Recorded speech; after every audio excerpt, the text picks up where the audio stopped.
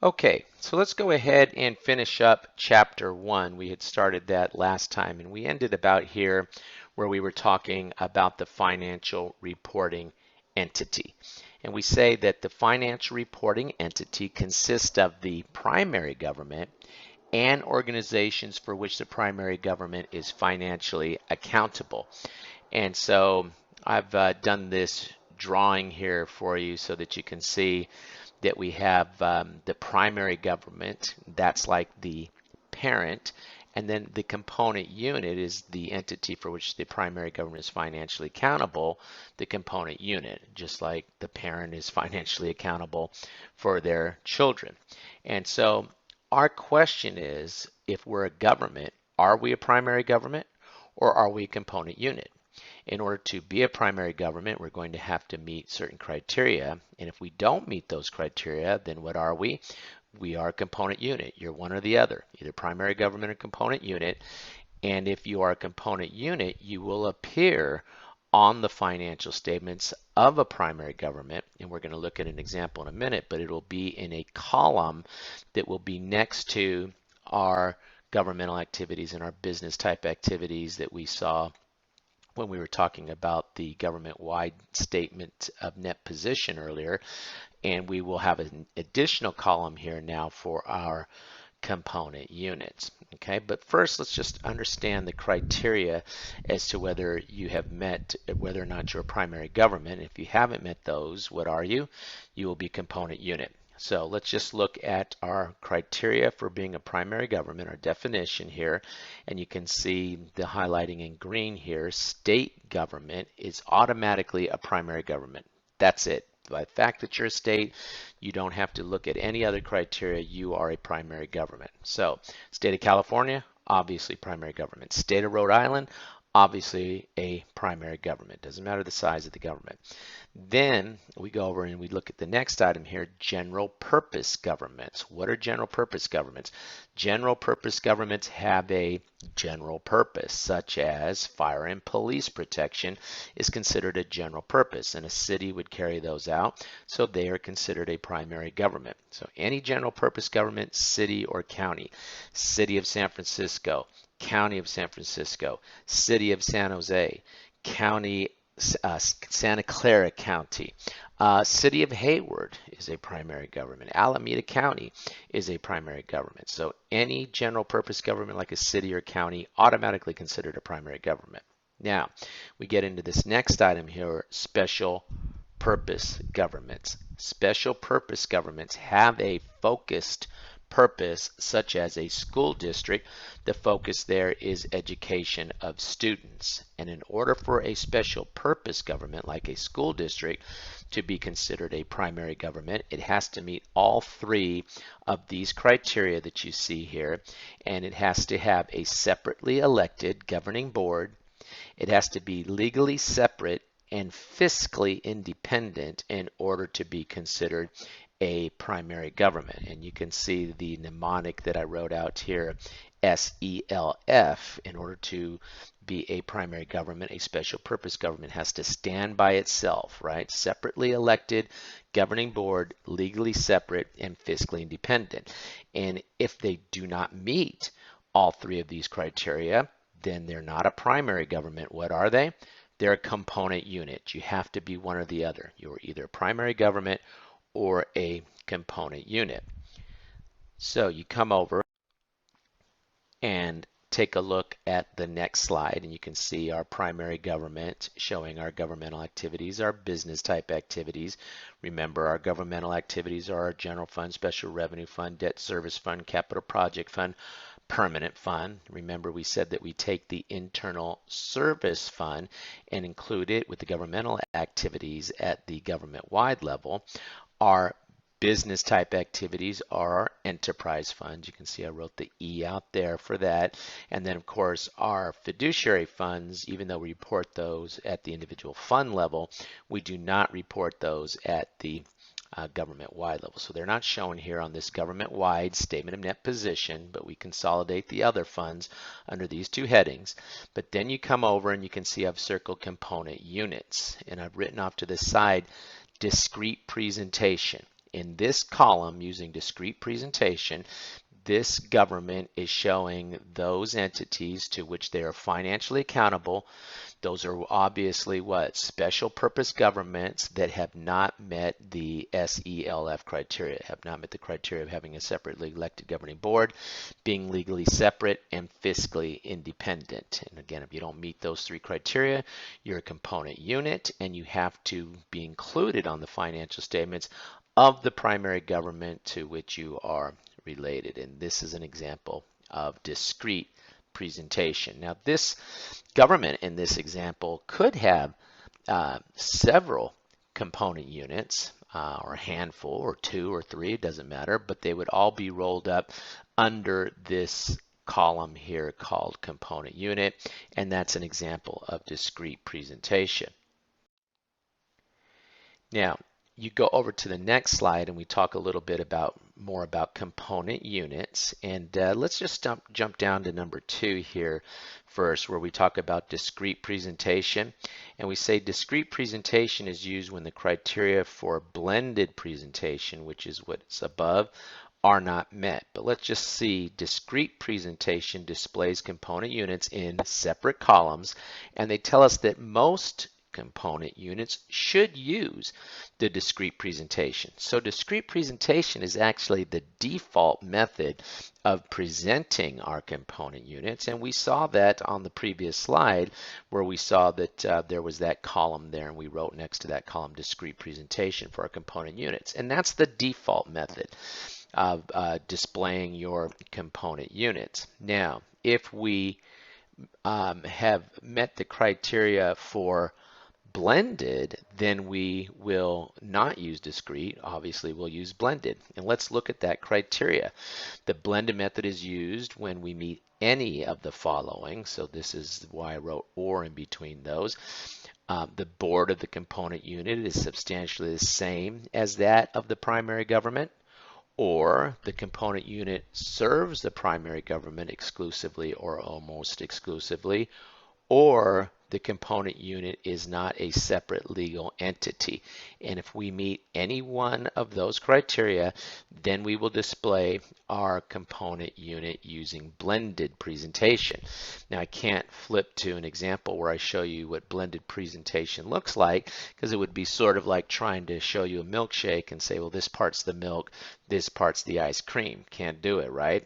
Those are blended together, but they would be included in the information that you saw under the governmental activities column. They would be blended in there. I can't show you how that looks because they're blended in there, right? Okay, so let's go ahead on and take a look back at our statement of net position. Just once again, we see our governmental activities, our business type activities, and there's our component units using the discrete presentation. Okay, and you're one or the other. You're either primary government or component unit. I am a what? Primary government if I'm the state. Any state or local government, automatically primary governments. If I'm a special purpose government like a school district, I have to meet the SELF criteria. I have to have a separately elected governing board. I have to be legally separate and fiscally independent. And if I don't meet all those criteria, I'm not a primary government. What am I? I'm a component unit, and I would show up in this column if I haven't met the criteria for blended using discrete presentation on the financial statements of primary government. If I have met the criteria for blended, then I would probably be included on this governmental activities blended in, and you wouldn't be able to discern the specifics as to the component units. Okay, so that's a lot, but let's just look at this question and let's just see, you know, it's pretty easy to answer in terms of a homework or a quiz or a exam question. And so we say here that the South City School District has a separately elected governing body that administers the public school system. The district's budget is subject to approval of the City council. So what happens? We have not met the criteria for fiscally independent. So we are a special purpose government like a school district. We haven't met the fiscal independent criteria, so we are a component unit. There's nothing here that gives me the idea that this is going to be used blended. I haven't seen the criteria for blended. They tell me separately elected governing board, so the boards are not substantially the same. It doesn't say anything about it being not being legally separate, so we can't assume that it is. Therefore, we haven't met that criteria for being a using blended presentation. And then what is the purpose of the school district? It's not to serve the primary government, it is to educate students, children, whatever. And so you can see, therefore, we would include it on the financial statements using discrete presentation. This is clearly a component unit using discrete presentation. So I think that's pretty straightforward once you get those criteria down, that we are going to be considering special purpose governments using the self criteria to determine if they're a primary government or component unit. And then the way you look at a question like this, just look for the criteria for blended. Since you didn't see it, the default method is discrete presentation. Okay, let's go ahead then and start to talk about something called the comprehensive annual report of the government. Okay, and now let's just take a look and understand a few things up front about this. First off, this is not a required report. This is not something, if comprehensive annual financial report is not something that governments are required to prepare, although many governments do go ahead and prepare this, okay, but they are not required to. And you can see that we have the words up here, annual report. Okay, and so we're not required to prepare this annual report, but if a government decides to, they can. So the key phrase in this comprehensive annual report is the phrase annual report. Okay, let me just see if I can get my highlighter to allow me to highlight annual report. I guess it doesn't in the heading here. Okay, but that's okay. Annual report are the key words that we're looking at because it is very similar to something that is prepared by a corporation. Corporations will annually prepare their annual report. And when they do, they take the required information, the required financial statements that they have to prepare, their balance sheet, their income statement, etc., the notes, their MDNA that they have to prepare if they're a public company, any other documents, supplemental information, and they sort of stick that in the back of the annual report. And then up front, they have a lot of voluntary information, and they have pictures of their employees and those sorts of things at the front. Now, when a corporation prepares their annual report, they have to provide the financial statements, but that upfront information they don't have to provide. Well, the governments will do something similar. They will have a comprehensive annual financial report, and they will have this financial section, and the financial section will take their required financial statements, the financial reporting package that we've talked about. The management discussion and analysis will be the first thing we'll see. Then what? Then we'll have the basic financial statements, which are going to be our government-wide statements, our fund financial statements, and notes there too. And then there will be a statistical section at the end of this comprehensive financial report that really has everything you ever wanted to know about this government but were afraid to ask. I mean, it goes on quite a bit. They have information about sales of vehicles in a particular state or a particular city, or the number of retail clothing stores. I mean, it goes on and on in terms of the information that you see in the statistical section of this comprehensive financial report. And then there's this introductory section here in which we will see pictures of the head of the government, the governor, or the mayor. There'll be pictures of the legislators in there, really, you know, politicians getting their pictures taken and having that in the front of the comprehensive annual financial report. Now, the comprehensive annual financial report is optional, but we pick up the required information, the MDNA, the basic financial statements and notes there too, and stick it into the middle of this comprehensive annual financial report. So the CAFR is voluntary, but we pick up required information and stick it into the middle. So let's go ahead and take a look and think about these different sections. And the first section that we'll see in the Comprehensive Annual Financial Report is the title page. There'll be a content page, and then there'll be a letter of transmittal. And this letter of transmittal will be transmission of the financial statements from the executive branch to the legislative branch. Okay, so when we prepare this comprehensive annual financial report, if we choose to prepare it, we have to follow the requirements of an organization called the GFOA. Okay, GFOA is the Government Financial Officers Association, and this is an organization that essentially talks about how this CAFR should look. So even though we don't have to provide the CAFR, if we decide to provide it, we will follow this format of having this introductory section first. Okay, let me just write GFOA on here. Okay, we're going to have the GFOA that is going to determine how we should prepare this comprehensive annual financial report if we decide to provide it. And we'll see this letter of transmittal, and then we'll see other information as desired by management. So you could see that this is really very wide open as to what is included here, but often they'll put pictures of as I said, as our legislators and the governors and the mayors and that, and talk about the organizational chart of the government, etc. Okay, that's the introductory section. Remember, we have three sections: introductory section, and now we're going to look at what's in the financial section.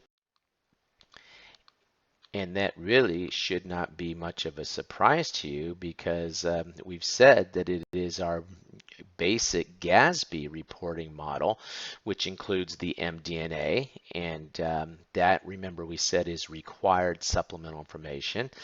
Then we'll have the basic financial statements and the notes there too, which is our middle box, our government-wide statements, our fund financial statements, and the notes. And then we'll have the required supplemental information other than MDNA, which was that bottom box on that graphic that we're looking at to understand the required reporting model that the Governmental Accounting Standards Board requires of all primary governments. And so you would have to prepare this regardless. You don't have to prepare the CAFR, but if you choose to, you'll have an introductory section. Then you're supposed to have the financial section in which you'll pick up the required information, the financial statements essentially. And of course, you have to get those audited, and the required supplemental information such as the MDNA and the information other than MDNA, and you pick that up and you stick it into the middle of this optional document, the CAFR. So we're picking up required information and sticking it into the middle of our annual report, our CAFR, just like corporations will take their required financial statements. They tend to stick it towards the back of their annual report with a bunch of upfront information that is really up to their discretion to provide. So very similar approach, little more structure as to how we prepare this comprehensive annual financial report. However, because the Government Financial Officers Association, the GFOA, has given us guidance as to how we should prepare this, and they give annually an award, excellence in financial reporting, and many governments want to tout that. In fact, when we look at a little bit later some of our governments, San Francisco, City of San Jose's comprehensive annual financial report, we'll see that they receive that GFOA award for excellence in financial reporting. Okay, so let's go ahead and let's just remind ourselves of what is going to go into that financial section of the comprehensive annual financial report. And remember, this information, although the CAFR is not required, we always would have to prepare this information. So it could float freely outside of the CAFR or be included in the middle of the CAFR, but we have to prepare, and we've looked at this several times now, the management and discussion and analysis, which is required supplemental information.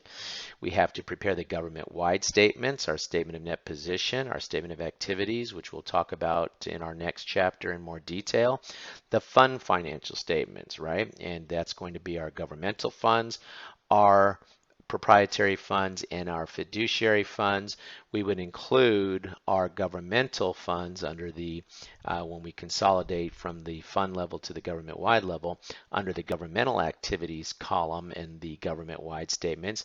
For our proprietary funds, we have our internal service fund or enterprise fund. Internal service fund is included with the governmental funds at the government-wide level, and our enterprise funds are included under the business type activities. The fiduciary funds are not included, but at the government-wide level. But when we display our financial statements, remember, we show both government-wide and fund financial statements, and then we have to provide the notes. That is all called the basic financial statements, and then we have required supplemental information other than MDNA. And we've said this several times now, just reminding you of all that. This is required. All primary governments have to provide this. They don't have to provide the CAFR, but if they choose to, they have to put this into the middle of the CAFR under that financial section. Now, when we see the MDNA, we're going to talk more about it, but it is a narrative that's going to give analysis of the government's financial performance. So the information that's included in here is financial in nature, and we'll talk a little bit more about this later, but it is financial in nature. Okay, so we're looking at analysis of their financial performance. The statistical section has everything. Now we're down to that last section, has everything that you ever wanted to know about this government but were afraid to ask. And we're not going to get into chapter 9, and I'm going to show you briefly what the statistical section contains when we look at our example city, San Francisco, San Jose.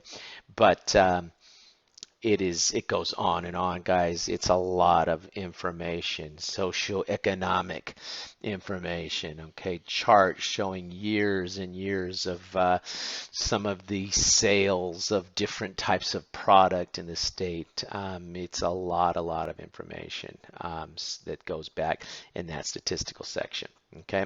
But our takeaway is what? 3 sections to the CAFR: introductory section, including that letter of transmittal. Then what? Financial section, which is going to have our GASB reporting model, the MDNA, the basic financial statements, the required supplemental information other than MDNA, and then a third section, a statistical section that has all this information in it. What's required? That middle section only is what's required, but if you choose to provide a CAFR, you will structure it in the way we've talked about here.